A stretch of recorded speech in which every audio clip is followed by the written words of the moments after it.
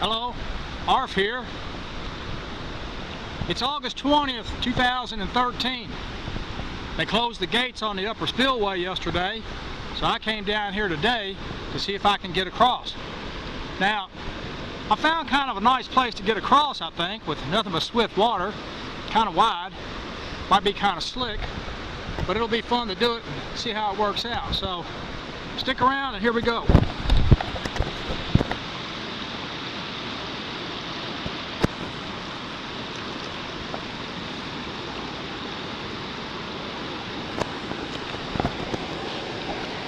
Mostly what's underfoot here is limestone bedrock, sand and gravel.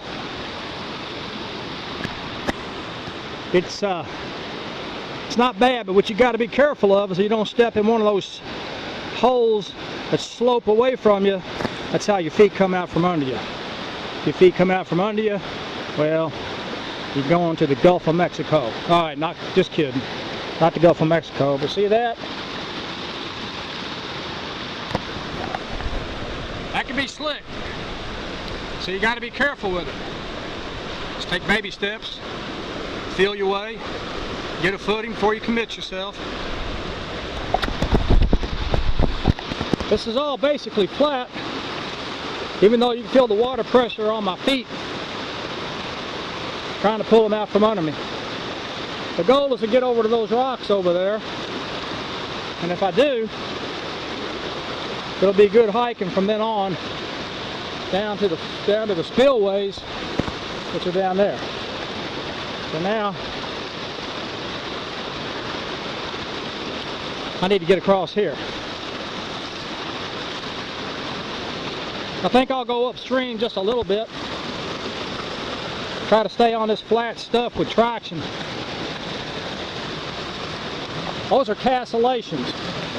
They're called that because castles in medieval times used to have those cuts in the tops of their fortresses in order for archers and warriors to stand up and shoot down below without, well, with a reduced fear of being hit by enemy fire.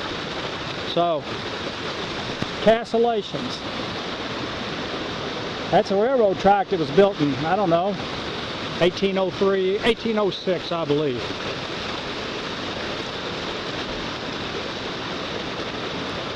So,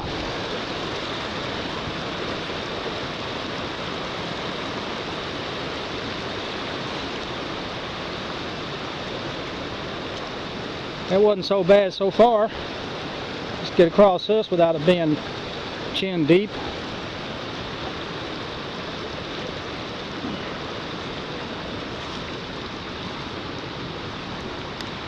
Okay, that's how you do it. It kind of looks swift and it kind of looks fast, but you know what? The whole key, take your time, be careful, take baby steps, slide your feet, be sure you have footing on the next footstep before you put all your weight on it. Now we're going to head down to the gates.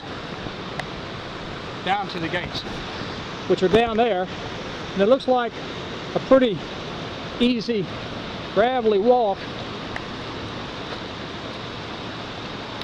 just about all the way down. Let's see how we do.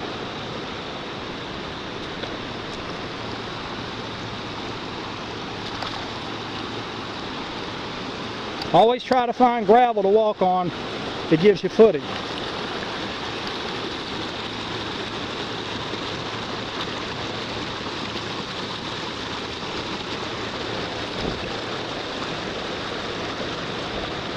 All right.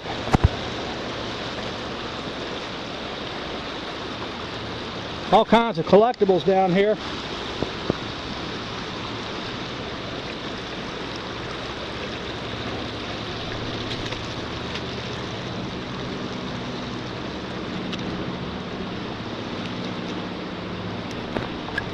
Okay. Looks like most of the hardest parts ahead of us or behind us.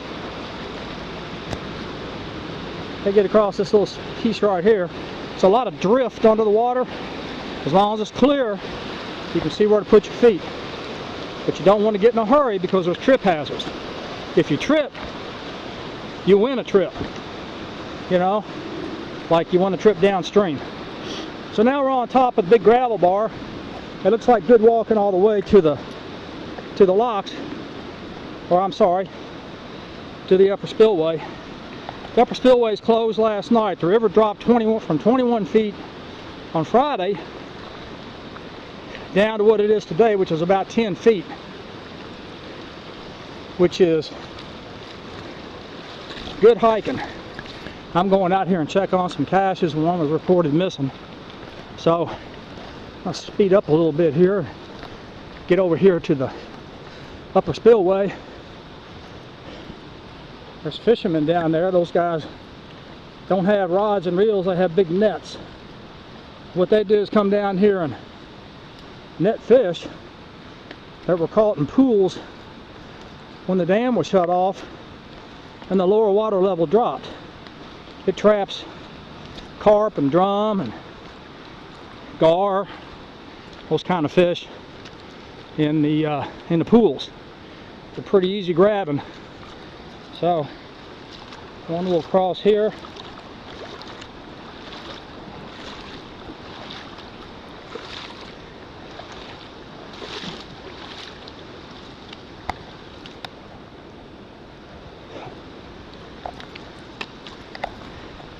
Okay, now it's pretty much dry ground all the way to the gates. The Army Corps of Engineers last year put up stairs, or actually an aluminum ladder, from that corner you see right ahead of us. That's actually gate number 9 on the spillway. They put an aluminum ladder up there for people like us who like to come out here and get on the fossil beds. Now, because the river was just dropped and the gates were closed only yesterday, that ladder's not been put up yet. So, pretty much on our own how to get over to the fossil beds. So we're going to walk on the moonscape.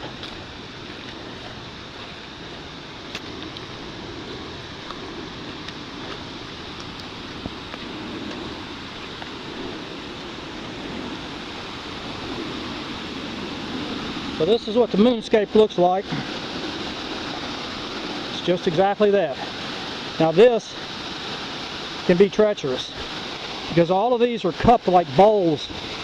And when you step, you have to be sure the ball of your foot makes it to the bottom of the bowl before you put your weight on it. Or have some experience on how to walk between them. If you don't, this is a bad place to fall. I just about guarantee you, if you do fall here, you're going to hurt something.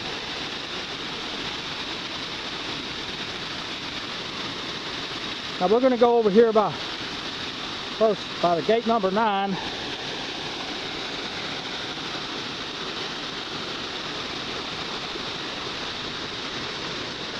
Get up on that gravel bar. Step across that corner right there, because it looks like the easiest way and the fastest way to get up on that deck, which is where we want to be. And I almost just bought a trip.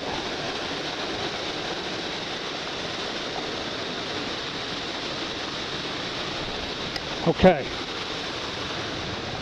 all right. 2 years ago, this was a wall about 20 feet tall of drift. It accumulated here as an eddy as the water came over the dam during high water periods in the spring. It's caused problems for us accessing the fossil beds, but the ladder saved everybody, so it worked out. So this is going to be a step and a leap of faith. I have a fanny pack on and it's taking up space behind me. So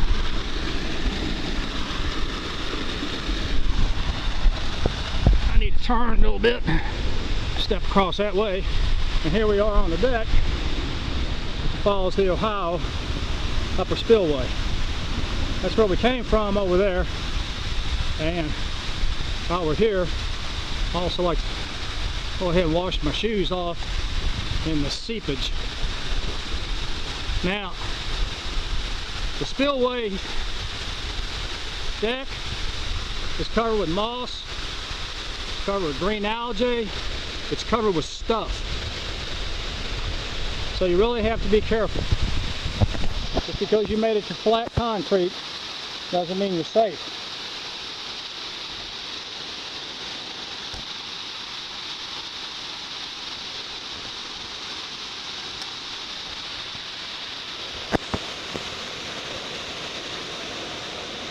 I feel pretty good traction right here. And I think since the water's been down only for a day, that the algae hadn't had a chance to grow. Man, it's really good footing. Probably scoot pretty well along through here. But really all it takes is one misstep and you buy a trip. So we're going to go over here, check these guys out.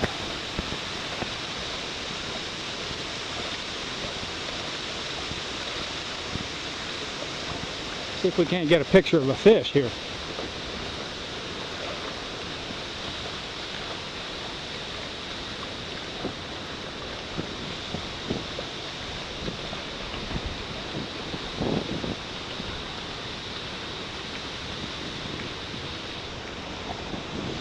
This is what they fish for. These are drum. These are trapped in pools. It's pretty easy pickings. Competition for food's pretty high. You throw a bait in there, it's just about a fish on every cast.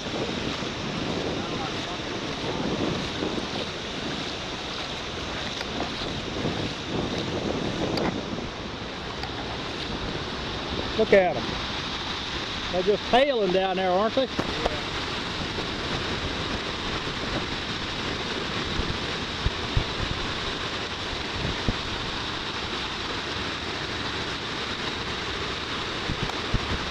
I don't know if you can see this in the shade, but I've got no love for that invasive species. huh? I've got no love for them invasive species. Oh, I hear you. Y'all been snagging them? Yeah, trying to. They're everywhere.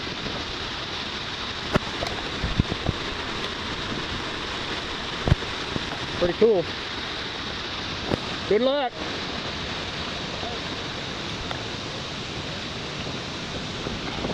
Whether you can see that or not, there were dozens of fish right there in that shadowy spot. Their tails are out of the water. You know, if you were in Florida, they'd be bonefish. If you're here, well, you're not so lucky. They're drum. And drum are called drum because they have a cavity in their head between their eyes that has a little bone in there. It's kind of round like a marble. And especially when a drum dies and it becomes a skeleton, you can shake the skeleton, and or even when he's alive, you can shake him, and the little marble thing in his head gives the sound like a drum. So anyway,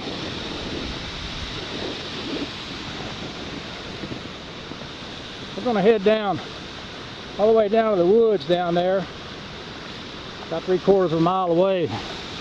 Do some checking on some caches, and you don't want to tag along while I just walk across the limestone, because I need to smear on some SPF 60.